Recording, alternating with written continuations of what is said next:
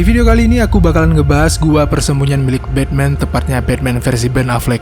Dari sisi arsitektur dan konstruksi, kita akan coba ngeliat apakah memungkinkan jika markas Batman seperti ini bisa dibangun di dunia nyata ataupun tidak. Mari kita bahas.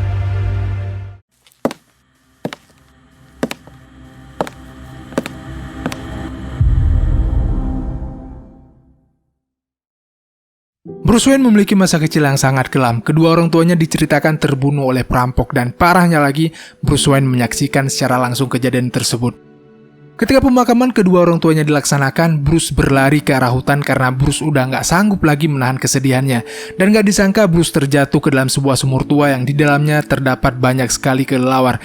Dan dari saat itulah, Bruce merasa menemukan sebuah kekuatan baru dari kelelawar tersebut. Dan ini yang menginspirasi Bruce Wayne untuk menjadi siluman kalong, aka Batman. Kalau kita ngomongin kalong pasti nggak jauh-jauh dari yang namanya gua, karena disitulah memang habitatnya berada. Dan dari situlah muncul ide gila Bruce Wayne untuk membuat markasnya di dalam gua juga. Karena selain membuatnya lebih mirip kalong, rahasia akan identitasnya pun juga bisa ikut terjaga.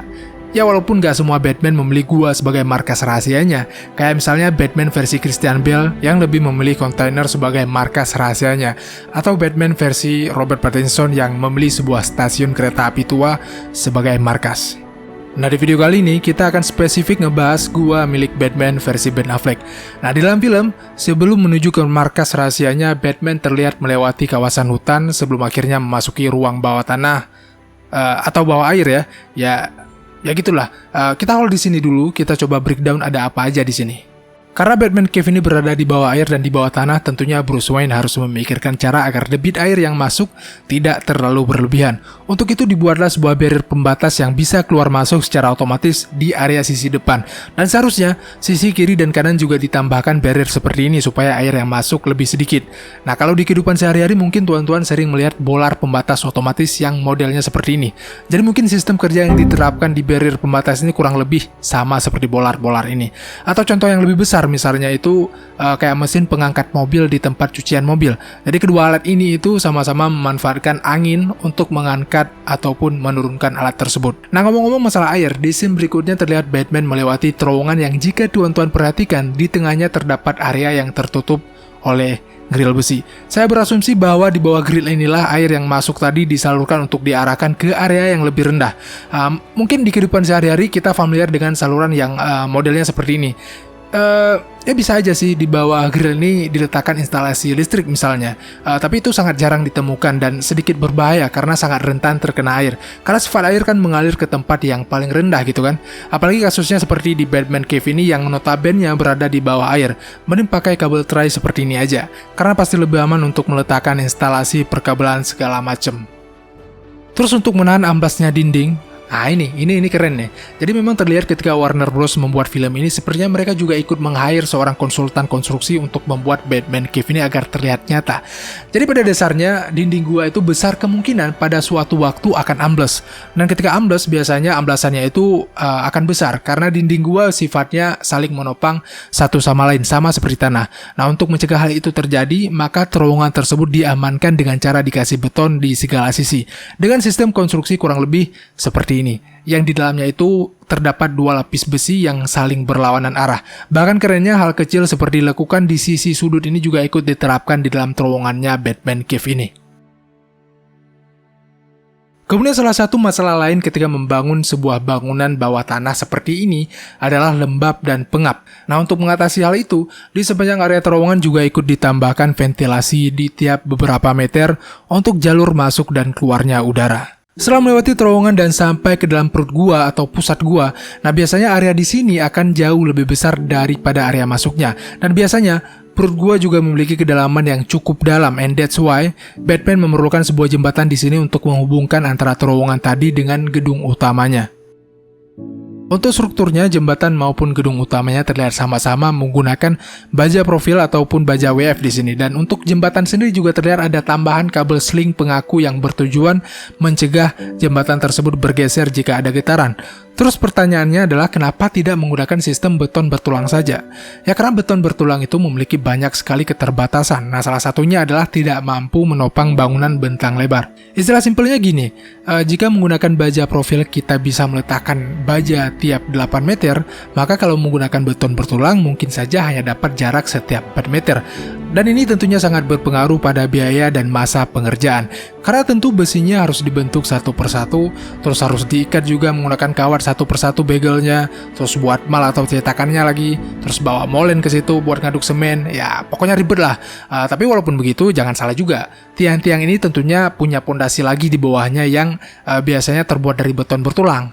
Nah kalau ini memang kita nggak bisa ngelak cuy, harus menggunakan beton bertulang karena sepengetahuan saya belum ada sejarahnya baja WF ini bisa langsung ditancapkan ke dalam tanah, ya pasti nggak bakalan kuat. Terus gimana dong untuk menggabungkan antara pondasi beton sama tiang baja ini? Nah biasanya sebelum pondasi dicor terlebih dahulu ditanamkan angkur ataupun baut yang nantinya akan dikonekkan ke base plate dari tiang tersebut.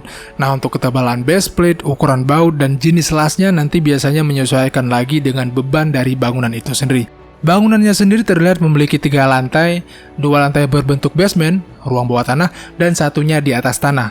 Bangunan yang di atas terlihat memiliki desain yang sangat minimalis dengan perpaduan gaya brutalisme dan industrialis, di mana kedua gaya ini biasanya sama-sama ingin memperlihatkan keindahan dari material yang digunakan itu sendiri. Jadi nggak ada finishing apapun lagi terhadap materialnya, apa adanya aja.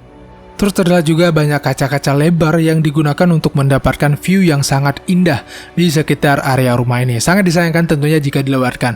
Dan bagi teman-teman yang dulunya sekolah arsitektur mungkin familiar dengan bentuk bangunan yang seperti ini. Ya kan? Yes, Farnsworth House yang dirancang antara tahun 1945 sampai dengan 1951. Mungkin dari sinilah Warner Bros menjiplak bangunan tersebut. Atau mungkin kata terinspirasi terdengar lebih lembut untuk digunakan ya.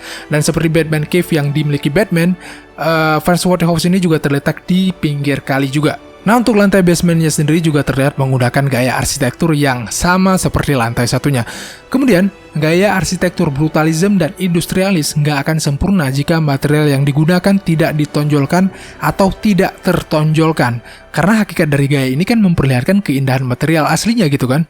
Maka untuk lebih menonjolkan material itu, biasanya dilakukan permainan lighting di sana. Di mana di salah satu frame terlihat ada sebuah lampu strip yang disisip di atas plat lantai. Sangat jarang diaplikasikan di kehidupan nyata karena bisa memakan kos tambahan tentunya. Tapi walaupun begitu, hal ini mungkin untuk dikerjakan. Secara teknis, gambar plat lantai biasanya seperti ini. Nah, kalau di film, kan cahayanya terlihat bersifat pantulan. Otomatis posisi lampunya nggak bisa diletakkan langsung di bawah sini. Karena jika diletakkan seperti itu, maka sifatnya menjadi cahaya langsung dan akan terlihat bola-bola LED dari lampunya. Jadinya pasti nggak bakalan sebagus jika cahayanya itu bersifat pantulan. Jadi caranya harus dilakukan penebalan lagi terhadap plat lantainya ini untuk meletakkan lampu tersebut. Ya kurang lebih seperti inilah bentuk akhirnya. So, secara struktur udah kita bahas, arsitektur udah kena, mechanical, electrical, dan plumbing juga ada sedikit. Sekarang kita jawab the biggest question-nya. Apakah mungkin membuat bangunan seperti ini di kehidupan nyata? Well, teman-teman, secara teknis itu memungkinkan. Namun jangan lupakan satu hal, yaitu faktor Karena tentunya untuk membuat bangunan yang mahal seperti ini, kita harus memiliki alasan yang sangat kuat terlebih dahulu. Nggak bisa hanya sekedar iseng, misalnya jam 3 pagi nggak bisa tidur, malah mutusin untuk membangun bangunan seperti ini. Ya kalau beli mobil Tesla di Tokopedia mungkin aja sih, tapi bangunan seperti ini, no. Dan tentunya untuk membangun bangunan seperti ini di dalam gua, kita nggak bisa cuma ngandelin kuproy Jawa tentunya.